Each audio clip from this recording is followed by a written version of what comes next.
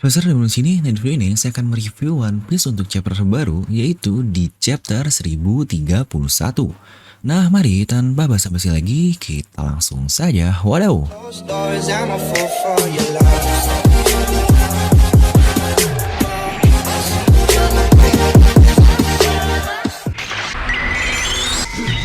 Nah, seperti biasa, sebelum lanjut ke video ini, jangan lupa untuk subscribe dan juga nyalakan bel notifikasinya ya. Karena kalian tidak akan tertinggal informasi menarik seputar One Piece hanya di channel Devil Nomi. Serta pastikan sebelum kalian komen apapun, kalian menonton video ini sampai habis, jadi tidak ada informasi yang miss dan juga yang setengah-setengah. Dan buat kalian juga, jangan lupa untuk follow Instagram dnm.merch, di mana akan ada hal menarik nih yang bakal rilis di Instagram tersebut, dan pastikan juga kalian akan mendapatkan voucher diskon dengan hal-hal lainnya dengan mengikuti kuis-kuis yang ada di Instagram tersebut. Jadi jangan lupa untuk langsung follow dnm.merch, untuk linknya ada di deskripsi video ya. Oke, kali ini kita akan mereview One Piece untuk chapter baru, yaitu di chapter 1031. Ya, seperti biasa lah ya. Kita akan langsung saja untuk membahasnya, dimana untuk chapter ini akan berjudul The Science Warrior. Ya, sebenarnya saya lebih suka sih judul waktu spoiler kemarin sebagai Warrior of the Science. Lebih pas aja karena ini benar-benar sebuah sebutan nih. Dimana untuk chapter 1031 ini, di cover dari majalah Jame sendiri diisi oleh One Piece ini, dimana ada Luffy, Yamato, dan Momonosuke. Ya, tentu saja untuk Momo ini masih di mode naga ya, karena kita masih belum tahu nih mode manusianya ketika dewasa seperti apa. Yang juga di chapter ini diisi oleh color spirit seperti yang sudah dikatakan lah di chapter lalu. Untuk color spiritnya sendiri diisi oleh semua orang nomor 2 di tiap grupnya. Di sini kita melihat Zoro dan Beppo yang paling terlihat jelas lah. Lalu juga ada karakter-karakter lain seperti Marco, Killer, Katakuri, King, Ben Beckman, Rayleigh, Sabo, dan juga Shiryu. Wah, ini sih sangat menarik nih jika kita analisis, tapi kayaknya nanti aja ya, kita fokus ke chapter dulu. Dan untuk chapter ini dimulai dari lanjutan chapter lalu ketika Big Mom dihajar oleh Kid dan juga Torao. Ya, seperti yang kita lihat lah di akhir chapter lalu dengan awak keningnya itu. Di sini Kid dan Lau terlihat dalam keadaan yang sangat kecapaian sekali. Ya, memanglah katanya awak kening kan memakan energi yang sebanyak itu. Di sini Lau pun kaget dengan kemampuan awak kening dari Kid, Jiki no Mi, karena dia bisa membuat orang lain menjadi sebuah magnet seperti Chibaku Tensei lah. Dan Lau pun bertanya, seberapa kuat sih gaya magnetik yang bisa kau berikan kepada orang lain? Tapi Kid tidak menjawabnya karena dia tidak mau memberitahu semua kemampuannya kepada Lau ini. Dan tiba-tiba saja bajai yang menempel ke Big Mom ini terlempar kemana-mana. Dan akhirnya mengenai kerocok-kerocok Kaido yang ada di sekitarnya lah. Di sini pun Big Mom mengeluarkan soul fokusnya dan berkata, Life or Oshiruko. Oke, ini aneh ya, bukan Life or Death tapi Oshiruko. Aduh. Dan dia pun akhirnya mengambil jiwa milik kerocok Kaido yang lain dan diberikan jiwa tersebut kepada baja-baja di sekitarnya hingga akhirnya dia menciptakan Homies yang baru. Dia juga mengeluarkan 1 tahun dari hidupnya untuk dia makan dan menjadi kekuatannya. Karena Big Mom ini sudah terlalu kuat, dia hanya bisa menjadi lebih kuat lagi dengan mengonsumsi usianya sendiri. Big Mom dan homiesnya pun semakin membesar dan mata Big Mom terlihat sangat marah sekali. Jadi lagi-lagi inilah yang dikatakan Big Mom kepada Marco sebelumnya. Dia tidak punya jiwa yang banyak yang bisa dia pakai kepada Marco, makanya sebelumnya Big Mom ini langsung terbang ke puncak Onigashima. Nah, buat yang bingung nih, pasti banyak yang bilang, lah bang, kalau gitu Big Mom ambil usianya di masa depan, berarti dia bakal mati cepet dong. Ya, sejujurnya ini kayak takdir aja sih. Kita kan tidak tahu kapan kita ini bakal mati. Contohlah untuk Pedro yang sudah diambil 50 tahun dari usia seharusnya, misalkan dia harus mati di usia 85 tahun, tapi karena 50 tahun sudah diambil, maka dia ini hanya akan hidup sampai usia 35 tahun saja. Dan jika kita lihat dari perspektif Pedro, wajarlah dia nggak akan tahu kapan sebenarnya waktu dia akan mati. Yang jelas yang dia tahu jika umur hidupnya sudah tidak lama lagi. Akhirnya dia memutuskan untuk bunuh diri dan membiarkan topi jerami kabur seperti yang kita semua tahu lah. Tapi untuk case-nya Big Mom, dia adalah sang penguasa buah iblis jiwa tersebut, jadi saya sangat yakin dia ini tahulah sampai kapan usianya akan bertahan. Dan Big Mom pun berkata, sudah berapa lama nih saya tidak merasakan kesakitan seperti ini selama berdekade-dekade. Saya akui kalian semua kuat, iyalah seperti yang saya bilang juga di chapter lalu. Big Mom baru pertama kali terlihat mengeluarkan darah sampai seperti itu setelah terkena serangan dari awak kening Lau ini. Yang berarti memang segila itulah kemampuan atau efek serangannya. Jadi penasaran nih siapa ya yang berdekade-dekade lalu ngebuat Big Mom sampai terluka seperti ini. Dan Big Mom pun berkata, Lau, Kit, topi jerami pun sama sepertimu, kalian pasti akan mencari tahta ini. Dapatkan jika kalian bisa tahta dari seorang Yonkou. Dan Lau pun berkata tidak ada gunanya mempelajari sejarah jika saya tidak bisa mengalahkan monster ini duluan. Yang pasti maksudnya adalah ketika dia mencari Poneglyph dan ingin mengetahui apa maksud sebenarnya dari Will of the ini. Dan di sini Kit juga berkata, jangan menahan diri, kita akan menarik dia dari tahtanya bagaimanapun caranya.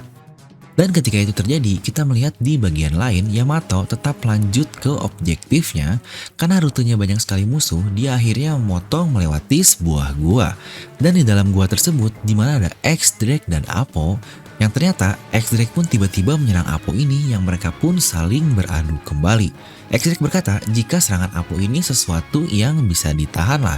Dan sambil melanjutkan, saya akan mengalahkanmu sebagai janjiku kepada topi jerami. Akan cukup mudah mengetahui kemana arah seranganmu karena kau butuh orang untuk mendengar seranganmu agar seranganmu aktif. Tapi kau perlu melihat kemana arah seranganmu agar serangan itu terarahkan. Yang memang benar juga kan, pasti X-Drake ini bakal ngelawan Apo dan tidak mungkin aliansi.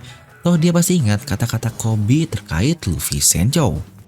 Dan tiba-tiba pada saat itu Yamato muncul menghancurkan pintu dan dia pun berkata kenapa seseorang seperti Tobiropo ada di sini. Apo di sini melanjutkan jika dia sekarang seorang musuh, tapi Yamato pun berkata kepada Apo dia tidak punya waktu untuk mendengar kata-katanya.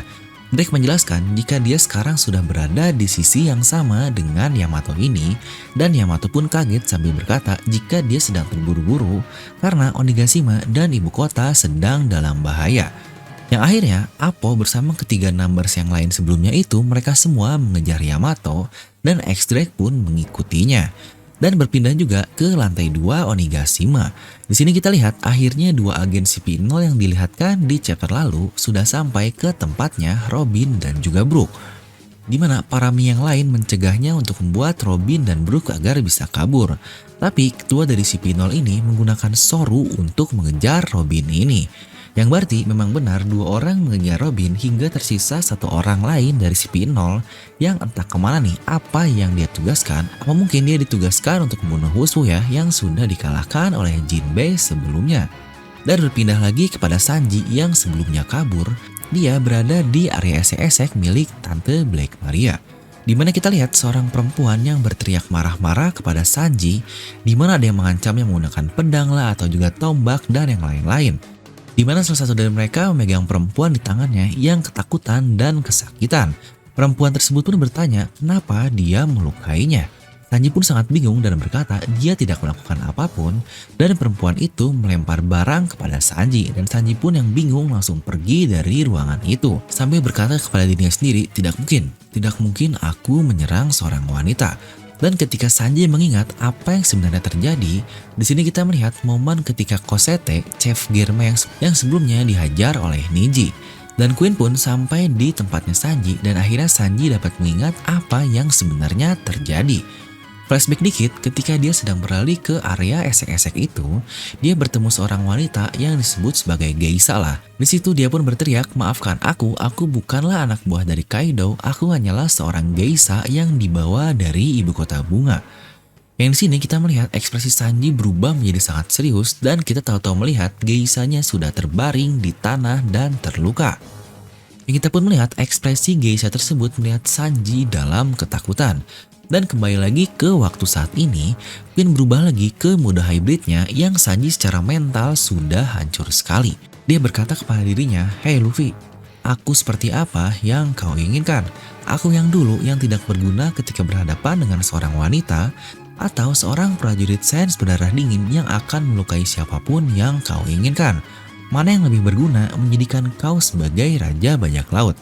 Dan akhirnya Sanji pun mengeluarkan red suit-nya dan berkata, "Oke, ini sudah cukup. Saya sudah sadar dengan pikiranku ini, red suit lah yang membangkitkan kemampuan di tubuh saya ini.